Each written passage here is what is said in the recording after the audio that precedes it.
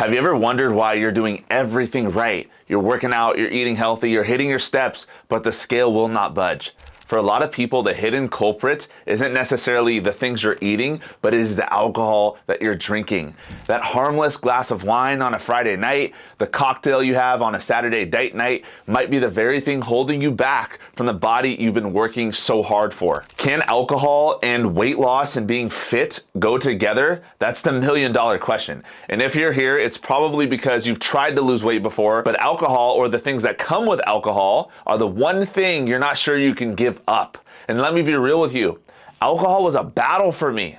But praise God, I've been sober for over 13 years now, and cutting it out has been one of the best decisions that has transformed not only my life, but my physique, my health, my mindset, and my relationships. And here's the thing, you don't have to be completely sober like me to reach your goals, but you do need to understand how alcohol impacts your body and how you can manage it if you want the results that you're looking for. Now, the reason why I used to drink alcohol, because I used to believe that alcohol was the key to unwinding. It was the key to having fun, and I couldn't have fun or have a good time without it. It was also the thing that I used to deal with stress. But you know what I found? The stress, the problems, they were still there the next morning, even if I went to alcohol. All alcohol did was amplify the thing I was struggling with in the moment.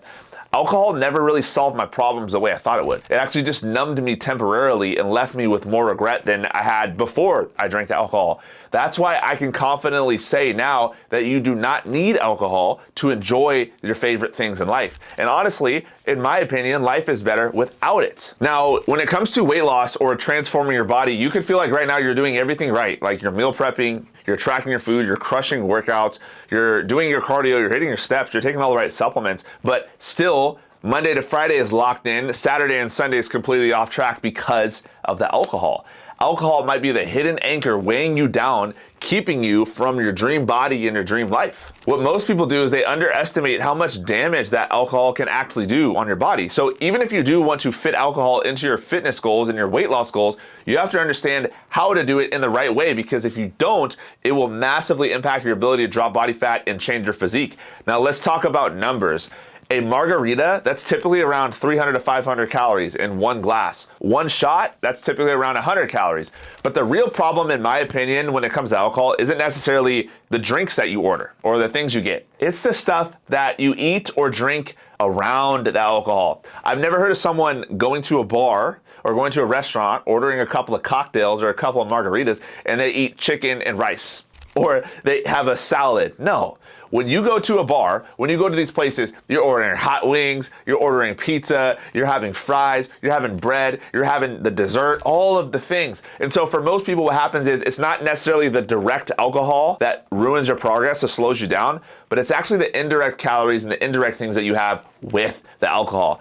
That's where most people's diets get wrecked. And what alcohol also does is it lowers your inhibitions. It makes you crave high calorie foods. So if you're someone who already struggles with your nutrition, you struggle with late night snacking, you struggle with sweets, you struggle with salty foods and chips, you're gonna struggle with that even more when you consume alcohol. And so if right now you're like 100% locked in on your fitness goals, one of the first things you have to minimize or even just completely get rid of is alcohol. And here's the thing that also happens. Like I said, it's not the direct impact of alcohol, but it's the indirect. When you drink alcohol, it messes with your sleep, and then you wake up the next day and your bad decisions continue to spiral. So maybe you normally have eggs, egg whites, English muffin for breakfast or something like that, but because you're hungover, now you make another bad decision with your breakfast. And you're wondering why the scale continues to jump even though you're dialed in on your nutrition Monday to Thursday, but Friday, Saturday, Sunday is off.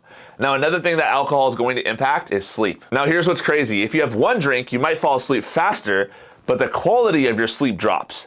When you go from one drink to two drinks before you go to bed, your REM sleep decreases, recovery slows, and your workout the next day suffers. Now, 3 drinks or more, now you're talking major next day fatigue, higher cortisol or stress, your hormones are a little off, and protein synthesis, which is the thing that builds muscle, gets shut down. So drinking doesn't just cost you the calories with the alcohol, it also can cost you potentially 1 to 2 full days of progress. Now, when it comes to recovery, here's what most people don't know.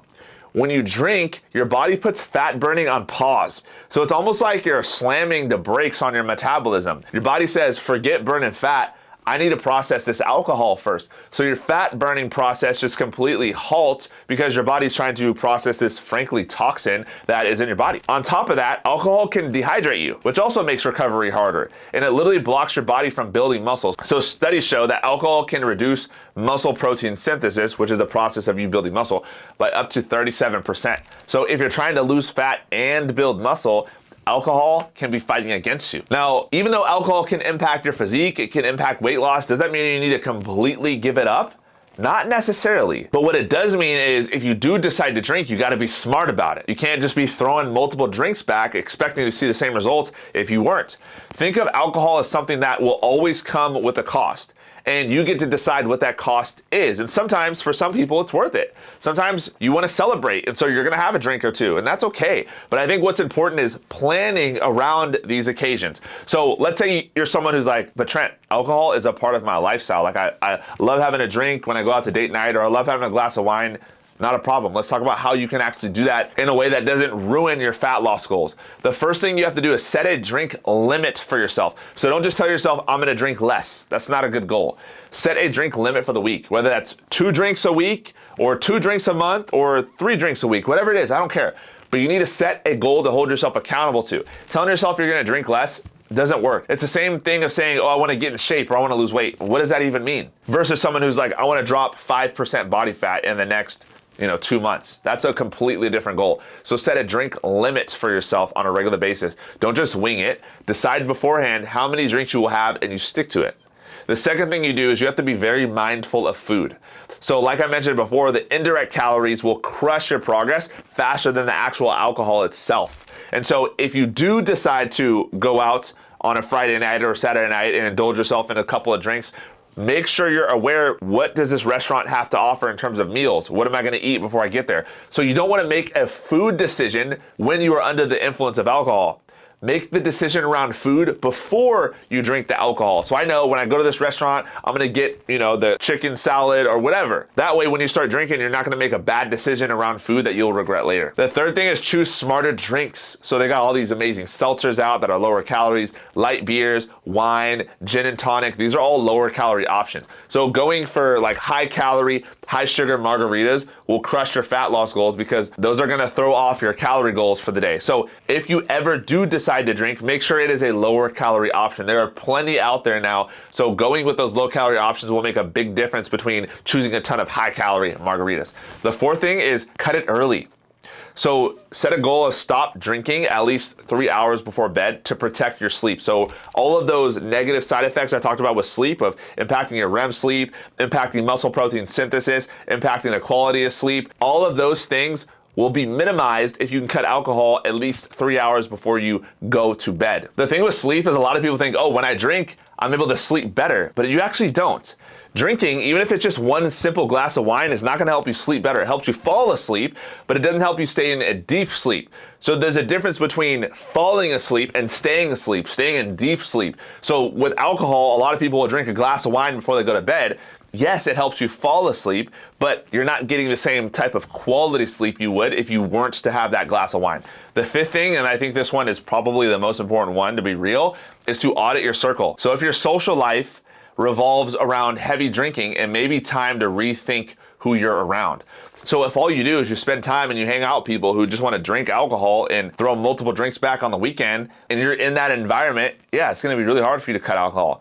But if you're around people who are going to the gym and trying to develop themselves and become a better version of them, it will be a lot easier for you to cut alcohol or kick this habit when you're around those people. So be careful with who you are surrounding yourself with. The people you surround yourself with, you will pick up on their habits. Now, here's my personal recommendation. If you're someone who's like, I still enjoy a drink here and there, but I want to make sure I can optimize my weight loss and fitness goals, I recommend no more than 2 drinks per week. And so it's actually been shown that anything over 2 drinks per week can have negative effects on your body. And the reality is the best number of alcohol drinks you should have in a week is 0. And so it really just depends on your lifestyle, depends on a lot of different factors. But if you can limit yourself to 2 drinks a week, that is huge. And I also believe if you're frustrated with your progress right now, it might be the one thing holding you back. You could dial in your food, dial in your workouts, but cutting alcohol out of your life might be the one thing that's going to move the needle so you can really start seeing drastic changes. And for me, being sober 13 years has been life-changing for me. And for you, even just cutting back a little bit could be the thing that unlocks you to the next level of results.